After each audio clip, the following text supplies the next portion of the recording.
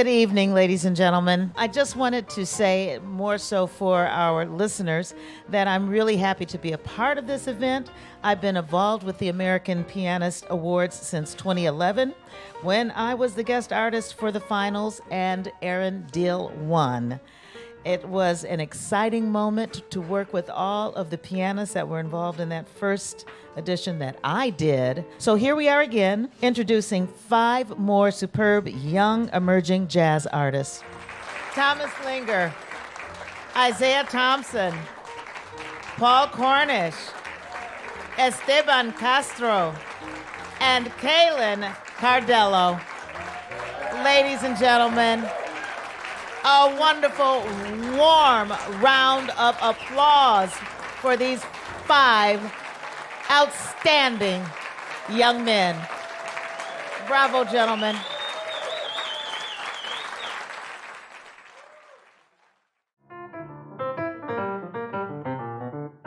As you know, the awards process is unlike any other and takes over a year from start to finish. The concert this afternoon is the first public event of the 2023 awards in Indianapolis, and it is our way of introducing these 5 finalists to this community. This historic theater in Indiana Avenue itself has played such significant roles in the history of jazz in Indianapolis and indeed worldwide.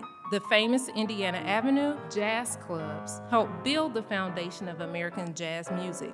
But Indiana Avenue was also so much more. It was also a thriving Black neighborhood of businesses, churches, schools, a YMCA, and cabarets. Sadly, almost every historic building was razed for so-called development in the 1960s, but it is all up to us to learn about its history and celebrate all that this wonderful Black neighborhood contributed to our city and to jazz around the world. And who knows, maybe some of the pianists that we will hear today will join in the remarkable legacy of jazz on Indiana Avenue, and perhaps they'll say they owe it all to the Avenue and American Pianists Awards. The APA has a distinguished roster of 48 jazz and classical winners since the first competition in 1981.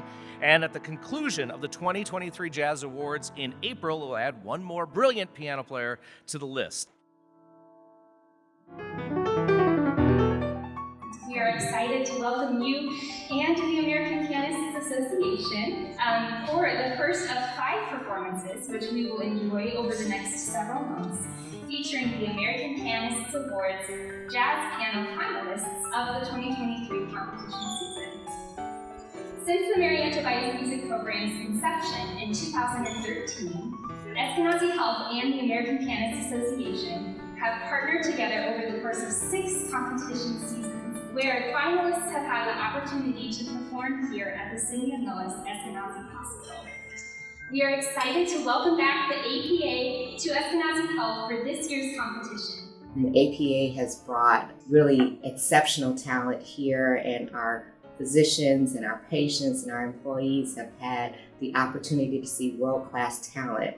And music really serves to provide comfort during times of distress, and so our patients have really appreciated the healing power of music as they have really benefited from the experiences with the APA.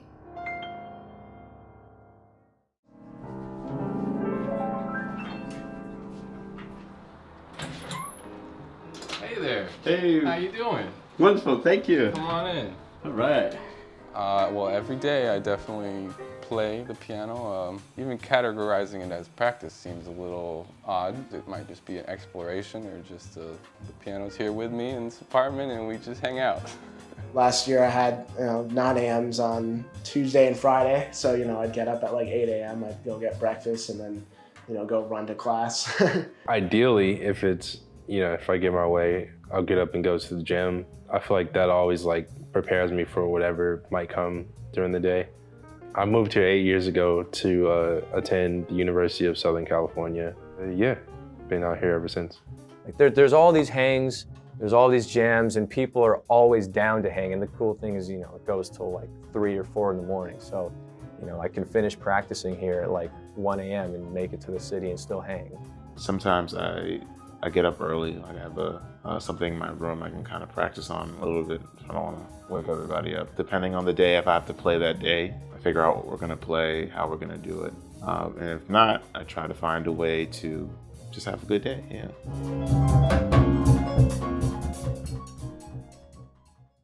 You ready for some music?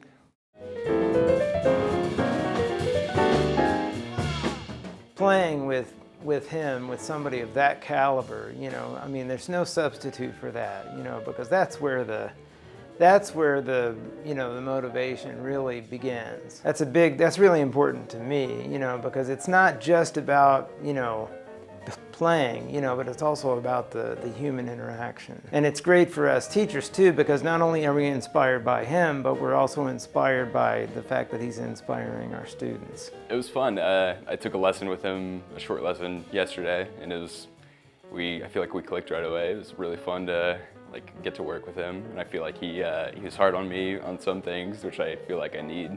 I feel like it was just his demeanor and his personality. I feel like we gelled pretty well. Hearing his modesty and yeah, it's not easy. I think it's just really interesting since he's 2 years younger than me. It makes it really interesting to know that he's really making it out there, and it's just really inspiring. It's hard to put into words how much we appreciate, you know, this relationship, because it's extremely beneficial for us and for our students.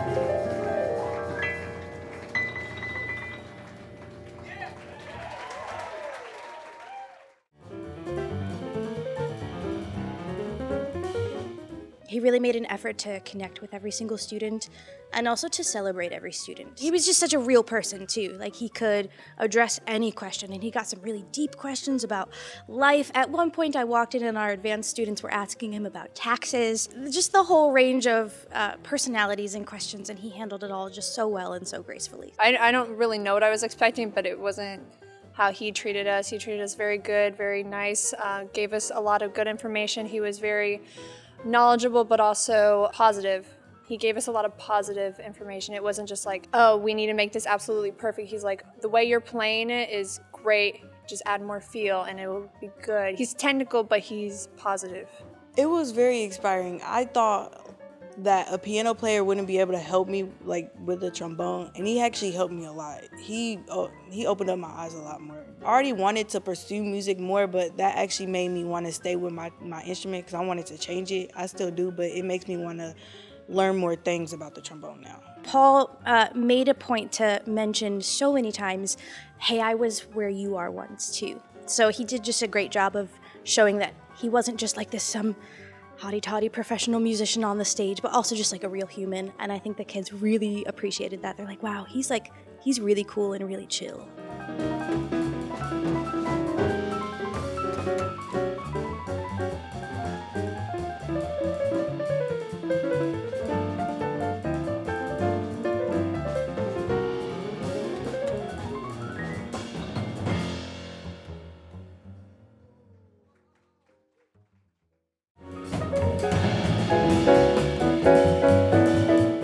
It's been great. I mean, just our students frequently are not able to get out and see some of the art scene out there. They're not going to concerts as much. And so to be able to bring that to them is a really important part of what we do here at Shortridge, to give them the same exposure to professional artists and musicians, and just for them to be able to perform with someone like Thomas Linger is a really great opportunity for our students that they wouldn't have otherwise. I like his flow on the piano, the way he plays. It's just like an open door to, you know, the real music, and that gives you vibes for all the day. All that passion that he put through all his playing in the piano. I don't know, it's just like motivates you. You know, there's something too about getting to be in a small room with such a great artist. You know, I mean, there's something different about hearing something on Spotify or, online, but then when they're right there and you're seeing it happen live and for it to be in a small space, that can hit home in a different way than being in a big auditorium on stage. Actually, that intimate atmosphere can be pretty powerful. And so for the students to get to experience that, we'd love to have as much of that as possible.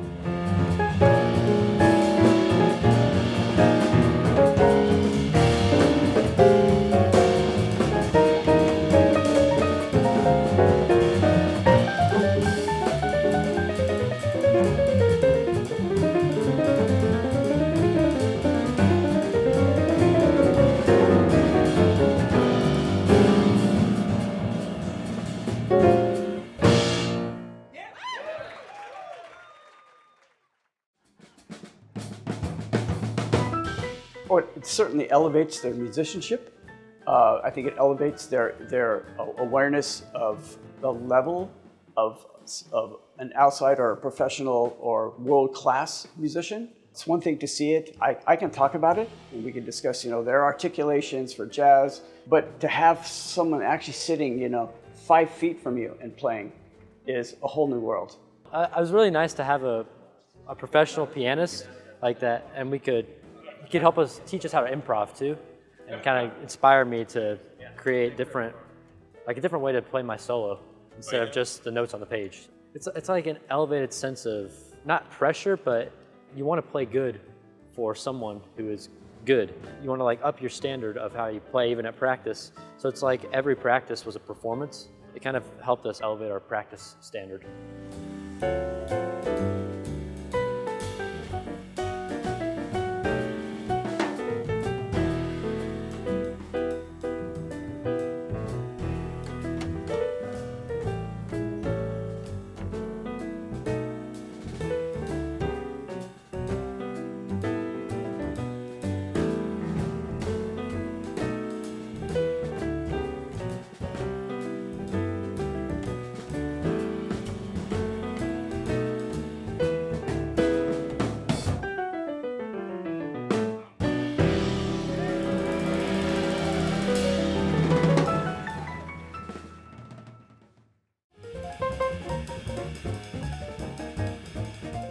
I think one of the coolest things about these past few days is the fact that he interacted with intent to educate. Sometimes when you have these kind of clinicians from anywhere, they just kind of come in and play and say, hey, thanks, cool, and then they move on.